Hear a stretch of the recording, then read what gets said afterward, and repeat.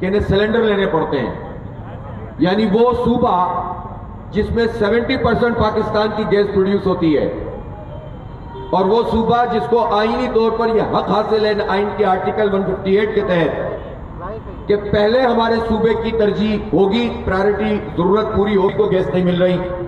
और अब सूरत हाल यह है कि जो रेजिडेंशियल एरिया है, मुझे साहब भाई बता रहे थे, लोग तो कह रहे हैं NA-245 जहां लगता है।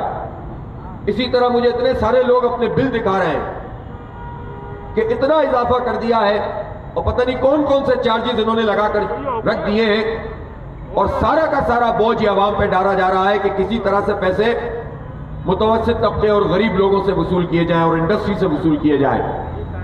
और कराची पे ही सबका जोर चलता है, जो पहले ही इतना टैक्स दे रहा होता है।